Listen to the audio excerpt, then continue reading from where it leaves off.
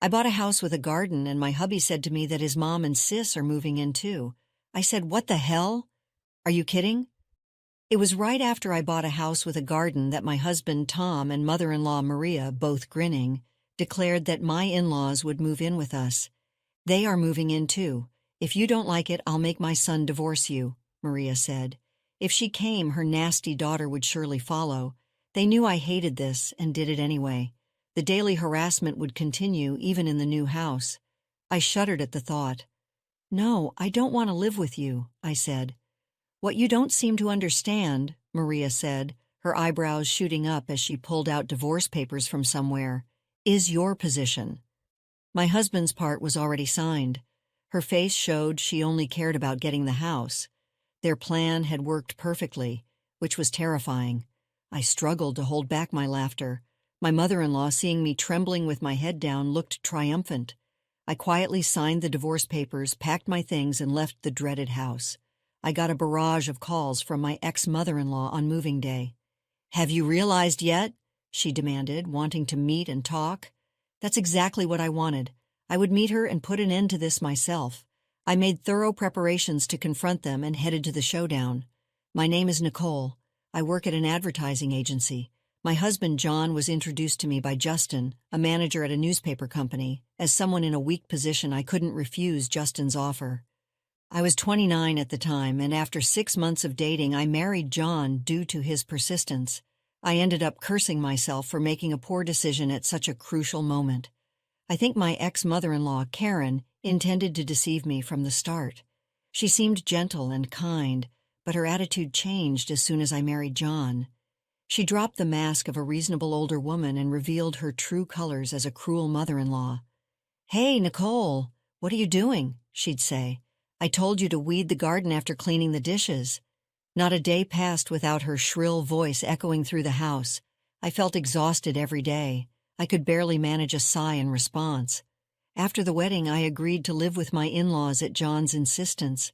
His father had passed away, and Karen had been struggling with a leg injury for years. He begged me, saying he couldn't leave his aging mother alone in the old house. But when I got there, I saw Karen walking around just fine. She claimed educating a daughter-in-law was a mother-in-law's duty and treated me harshly every day. John was no help either. Whenever I suggested living apart, he made excuses and avoided the issue. He was always doing whatever she wanted. He never stood up for me when she scolded me. "Yeah, my mom has quite a temper, huh?" he'd say, grinning. "Stop grinning and help me. This is hard for me." After getting married, I began to feel intense anxiety and depression. I found myself crying unexpectedly or feeling nauseous for no reason. After consulting a specialist, the doctor diagnosed me with an adjustment disorder. The thought that every day spent at my in-laws was affecting me negatively was truly unpleasant. Despite my feelings, she continued to make unreasonable demands. "Don't be lazy just because it's your day off," she'd say. "Have you finished cleaning the room? You haven't gone shopping yet. Have you made sure to check the discount stores before you go, please?" "Karen, please don't shout at me. I have a headache. I'll do the cleaning and shopping later," I'd plead. "Don't give me that. When you're told to do something, you do it immediately. You're the daughter-in-law, aren't you? A daughter-in-law is not a maid," she'd retort. Her demands often involved the house itself. "Clean the gutters," she'd say. "Replace the wallpaper. Fix the splinters in the pillars." The in-laws' house was very old and falling apart everywhere. It creaked whenever the wind blew. Each time she would urge John to get a new house. "This place is a rental, you know," she'd say. "We're renting it cheaply from an acquaintance. Just once I want to live freely in our own home. Don't you think so, John?" "I do, but we can't afford it on my salary," John would say. "A house of our own is just a dream." Karen grew frustrated with her useless son, of course. She took out her frustration on me. Cook, clean, weed the garden, take her to the hospital. She didn't care that I was exhausted from working full-time. It was no wonder I developed an adjustment disorder. I couldn't help but think that every day, 6 months after moving in with my in-laws, a woman who made my miserable life even worse arrived. John's sister Lily came back after her divorce, bringing her child with her. "He kicked me out," she said, referring to her ex. "Said he didn't want to see my face anymore. Well, it's my fault." I left my kid unattended and slept with my husband's senior. What kind of ethics does this woman have? Seeing my horrified expression, Lily smiled slightly. Lily, who looked just like Karen, acted just like her too. She refused to do any housework and made me clean her room as well. "It's only fair, right?" she said. "I'm raising a child. You wouldn't understand since you haven't given birth, but it's harder than it looks. So thanks in advance for your help, Nicole." Lily didn't work. She lazed around all day. Her childcare was half-hearted at best. She lounged on the sofa doing nothing. Her behavior was particularly bad on weekends. She'd leave her young daughter with me and go to the arcade. Lily had some bad friends from her rebellious days and would sometimes start drinking in the afternoon with them. I wished she would at least help with some of the housework, but Lily did absolutely nothing. She was the kind of woman who would do anything to get money for fun. This is what happened one day. Lily handed me a drawstring bag. When I looked inside, I saw my dad's cufflinks, ring, and vintage lighters. "What? What do you expect me to do with these?" I asked. "Figure it out," she said. "Sell them and make sure you get a good price, okay?"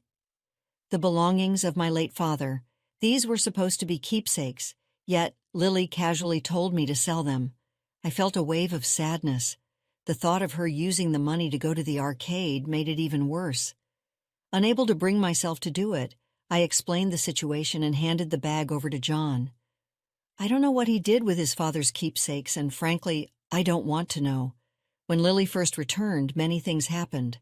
My belongings frequently went missing after she arrived.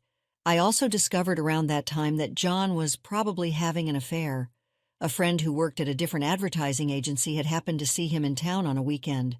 John was walking arm in arm with a flashy young woman. I was furious when I heard the story. "I'm working hard from morning till night, even on weekends, and you're out having fun with a young woman? Unbelievable. This is cheating, right? Who is she? Tell me the truth." "It's not cheating," John said. "She's just a worker from a massage parlor." "And how is that any better?" I asked. "You shouldn't be going to places like that when you're married."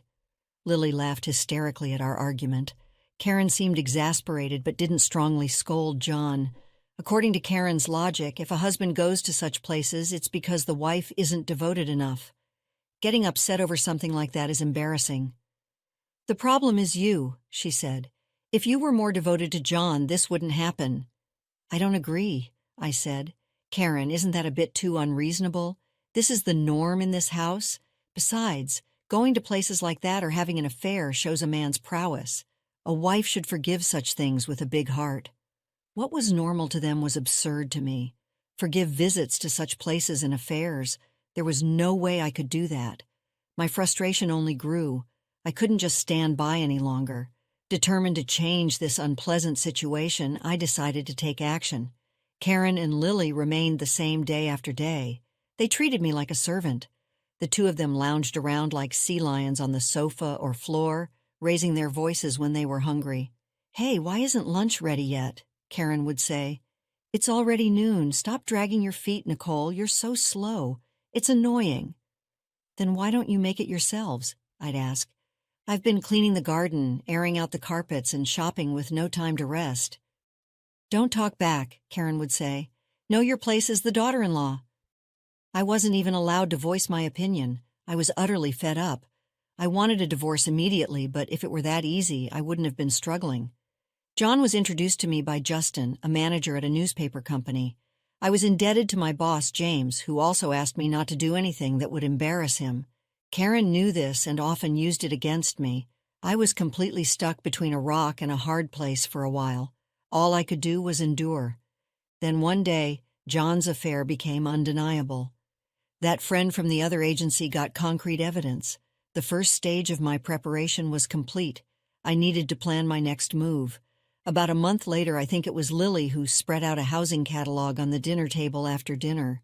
From every angle, it was clear that these were items I had put in my bag. "Look at this," she said. "Nicole was planning to buy a house." "Wait," I said. "Did you rummage through my bag? Why? Why would you do that?" "Just be quiet," she said. "Oh, it's a nice house, a bit in the countryside, but still." "Hey, Nicole," John said. "You should have discussed something like this with me." I had my eye on a house with a garden, as Karen said. It was in the countryside, but it looked quite good. I had already visited the place several times and met with the real estate agent. When I admitted this, the three of them became very interested. "What?" Karen said. "How far along are you in the process? Are you going to buy it?" "It's cheap and spacious," John said. "Not bad at all." "Ah, well, a house with a garden, huh?" Karen said. "That's a big decision. If you decide to become the head of your household, I'll support you. I'll even help a little financially. Wouldn't you like to leave here and live with Nicole in your place?" Before I could say anything, she was already encouraging John. How insincere. She had no intention of letting me go so easily. When I asked whose name the house would be under, John furrowed his brow. "I'm the head of the household," he said. "It'll be in my name." "Then can I proceed with the purchase?" I asked. "We'll buy this house and the two of us will move out, right?" "All right," John said. "I've decided. I'll buy the house. Go ahead and move forward with the arrangements." John finally made a firm decision. Karen and Lily both praised John for his decision, but I didn't miss it. The two of them exchanged a knowing smile. A few days later, just after purchasing the house with a garden in the countryside as planned, John and Karen, both grinning, made a unilateral announcement to me. "They are moving in too," Karen said. "What?" I said. "But you said we'd live there alone." "After thinking it over, we decided to live together," Karen said. "You're not going to say no, are you? If you refuse, I'll make John divorce you." I wonder what James would think of that. There it was, what a cowardly move. If Karen came, Lily would surely follow. I shuddered at the thought of daily harassment continuing even in the new house. "No way," I said. "I refuse. I have no intention of living there with you." Hey, pause for a moment. Would you care to support us? Like this video and subscribe for more. Now let's dive back into the story. "You don't seem to understand your position," Maria said, her eyebrows shooting up. Her face was red with anger, veins bulging at her temples. She pulled out divorce papers from somewhere, and John's part was already signed. Her face said she didn't care about anything as long as she got the house. "If you're going to refuse, then sign here," she said. "All right," I said. "I will. I'll sign. Let's get divorced. I've had enough." "What?" Karen said. "Hey, Nicole, are you sure about this?" "John, leave her. A useless woman like this is just going to make you angry. You're young. You'll find a new wife soon enough." Such harsh words. I quietly signed the divorce papers. She looked triumphant. She had no idea how I felt.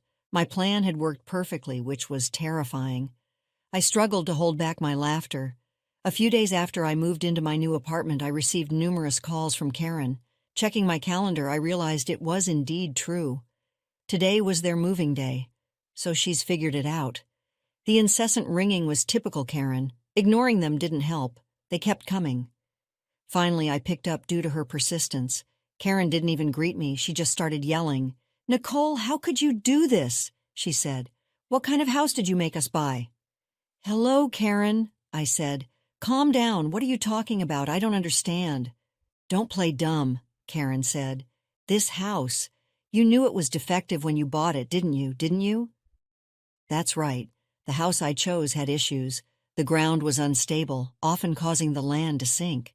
Even a new house could have doors and windows that wouldn't close properly after a few years.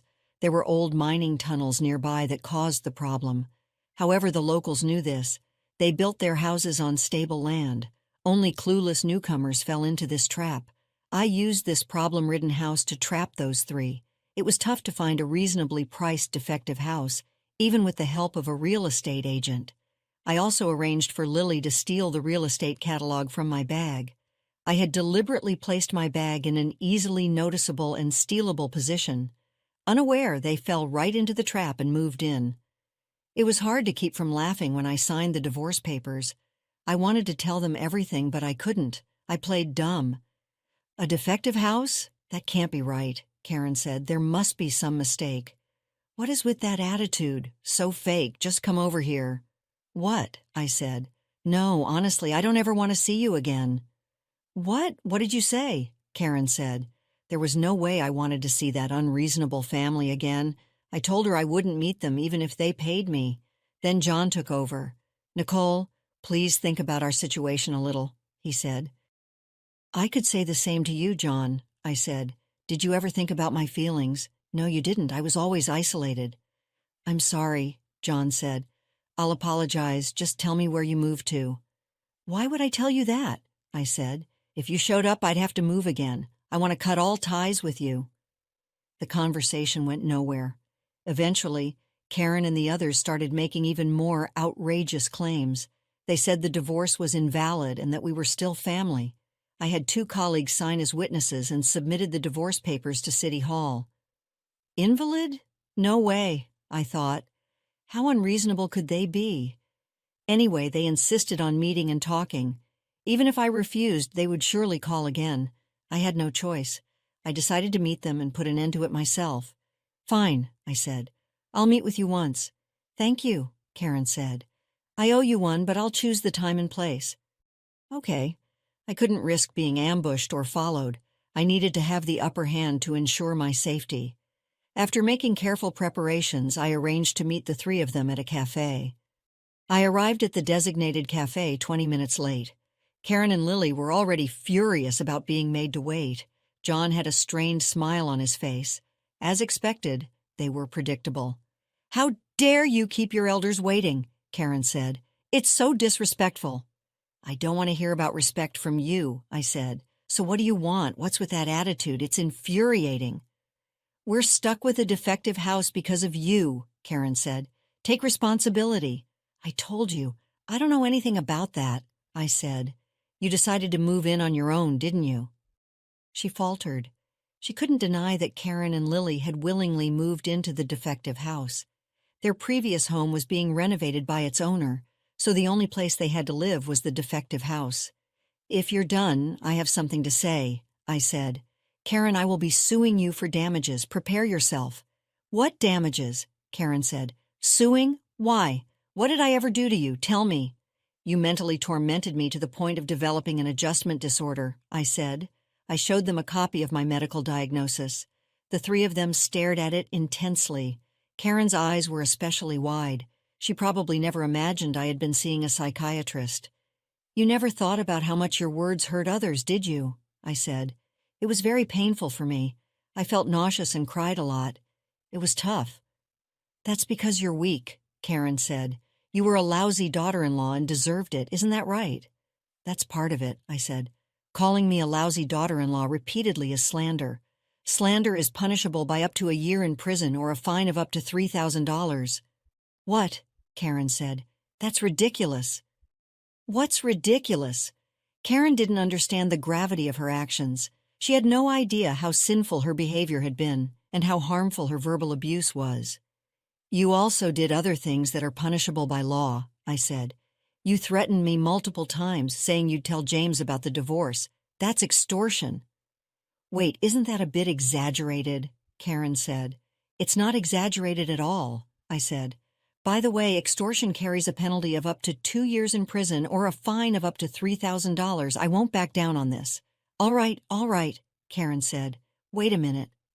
Karen stepped in. Her eyes were sharper than usual. She had the look of a former delinquent, as if saying, I won't be intimidated by your threats. What is this? She said. Scaring my mom by taking advantage of her ignorance? Do you have any proof of these so-called slanders and threats? Yes, I do, I said. I've been recording everything. Recording? Karen said. Yes, I said. I had been recording with my phone's voice memo the entire time I lived at my ex-in-law's house.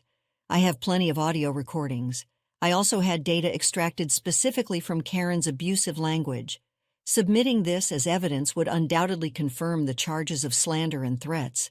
Did you think I'd just take it? It's not just Karen, I said. Lily, you're also guilty. You'll be held accountable too. What? Lily said. Why me? What did I do? Think about it, I said. Haven't you committed any crimes? Or are you saying you haven't caused me any trouble? Of course not, Lily said. Don't be ridiculous. Lily insisted she was innocent.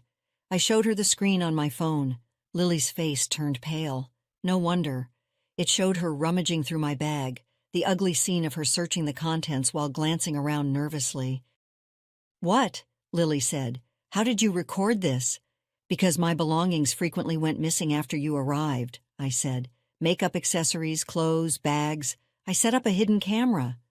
"This is awful," Lily said. "How could you do that? You're just a daughter-in-law. Unbelievable. Who's the one overstepping boundaries here?" "Let me inform you about the penalty for theft," I said. "Up to 10 years in prison or a fine of up to $5,000. I'll be contacting the police." Lily's mouth opened and closed. She wanted to retort, but she couldn't. She looked completely helpless. I had kept track of all my missing items. Knowing the exact extent of the damages would make it easier for the police and lawyers to act. If I was going to do this, I'd do it thoroughly. I was determined not to let these three off the hook. Finally, it was John's turn. He shrank back under my glare. If there was anyone I couldn't forgive the most, it was him. I believed marriage was about mutual support. But John, you saw things differently, didn't you? From start to finish, you were always my enemy, weren't you? "Enemy?" John said. "No, I never meant that. Not at all. Please believe me. Even today I was trying to mediate as much as possible." "Sure enough, with the lies, I don't need your mediation." John was a cowardly man. He always sided with the stronger party. He had always been with Karen and Lily. Even now, he was trying to play me to save himself. If he had been a slightly better man, maybe I would have stayed married. If he had said, "Let's move away and live just the two of us," I might have done that. "The name of your affair partner," I said. "I believe it's Rebecca." "What?" John said. "How did you? How did I?" "I know," I said. "I had a friend investigate. I have a friend who's good at that. I even have pictures of you and Rebecca entering a hotel together. Look here, they are." No," John said. "Don't show them. Don't show them." John hurriedly tried to stop me from showing the screen. He didn't want his mother and sister to see his affair. But why should it matter? Their morals and ethics were already broken. They were a family of like-minded people. I put my phone, the copy of the diagnosis, and the pictures back in my bag. I had shown all the evidence I needed. Karen, John, and Lily seemed defeated and drained of resistance. If they did anything careless, they'd be reported to the police. They seemed scared, but unfortunately for them, I was fully intending to consult the police regardless of their actions. "I believe the police will come by eventually," I said. "Don't try to run. It'll only make things worse, and make sure you don't follow me, understand?" "Good," Karen said. "Nicole, don't be so cold. We were married until recently, remember?" "Yes," I said. "Honestly, I think marrying you was a huge mistake. I feel so relieved we're not a couple anymore. If you follow me, I'll press charges for that too. So be ready. Don't wait outside my office. Don't contact me unless it's necessary." I made a few simple agreements with the three of them and left the cafe. Even after I left, they sat there looking dejected. You can't stop people from talking. The news of John's divorce quickly spread at his company. The reasons, his infidelity and mistreatment of me, spread along with it. As a result, John faced significant cold treatment at work. After all, the person who had introduced us was Justin from the affiliated newspaper company. Naturally, John lost his trust and was viewed harshly. Unable to endure the hostile environment, John eventually quit. He struggled to find new employment, and his relationships with his mother and sister became strained. John reappeared in front of me about a year after our divorce. He called out to me as I was leaving work. I turned to see a shabby-looking man standing there. "John," I said, "I barely recognized you." "I know," John said. "People say my face has changed lately." He seemed to have gone through a lot. Understandable. Karen and Lily were convicted and fined. I had claimed alimony from John. They must be struggling financially now. They still had to pay off the mortgage on the defective house, so things were tough. "How are Karen and Lily?" I asked. "They're alive," John said. "Barely hanging on. They're both working now. They have to, or we won't survive." "They always say they want to go back to the old life," John said, "wanting to return to relying on my and your income. They haven't changed a bit. They're like parasites." Cutting ties with them was the right decision. I thought he might retort, but he didn't. John sighed deeply and apologized to me. "I'm sorry for everything," John said. "I deeply regret it. I was a fool. You were right. I should have always been on your side. I must have been out of my mind." "Your whole family has been out of their minds from the start," I said. "Don't be so cold. Please let's live together again. I'll cut ties with them for real this time. You're the only one for me." "Oh, really?" I said. Too bad. I'm seeing someone else now. Even if I wasn't, I'd never take you back. When I said that firmly, John collapsed to his knees, but a pity performance wouldn't work on me anymore. If I were less well-mannered, I would have spat on him right then. I left John there and went home. He never contacted me again. The information came from the real estate agent who had helped me. Karen, John, and Lily's lives had fallen apart. They blamed each other for their poverty, worsening their relationships. Neighbors heard shouting and glass breaking from their house almost every night. They berated and tormented each other but couldn't break free. It was nothing short of hell. They are quite isolated in the community, with no one wanting to interact with them. Eventually, they will likely sell their unsellable house for next to nothing and end up homeless with just their debts. I can picture the three of them huddling together, cursing each other under the cold sky someday. I'd like to see their miserable state firsthand after they've hit rock bottom. Meanwhile, I'm living a blissful life that seems almost unreal. It's thanks to my new partner, the one I mentioned to John. He's a successful salesperson at a major trading company, a mature man with a gentle nature who respects others' values. And he's also divorced, like me. We're planning to have a small wedding soon. My first marriage was an incredibly bitter experience. Even now, I sometimes tear up remembering the hardships. But even during those times, I feel warmth and comfort when I lean on him. This is where I belong. I took a long detour, but I finally arrived. That's how I feel. Because of the hardships I've endured, I can now be kinder to others. I want to use my experiences to live a positive and bright life. That's how I feel these days. Let's conclude the story shortly. Nicole's journey to escape her toxic in-laws was long and arduous, but she emerged victorious. The divorce, the legal battles, and the confrontation at the cafe were all stepping stones on her path to freedom. The experience left her scarred, but also stronger. The bitterness of her first marriage had taught her valuable lessons about trust, self-worth, and the importance of standing up for herself. Now, with her new partner by her side, Nicole is building a life filled with love, respect, and genuine happiness. The past is a reminder of her resilience, and the future holds the promise of a brighter, more fulfilling life. She has learned to forgive, not for them, but for herself, and to move forward with a heart full of hope. After experiencing the full journey of our story, we'd love to hear your thoughts. How did the story resonate with you? Don't forget to like, subscribe, and stay blessed. Thank you for watching, and see you in the next story.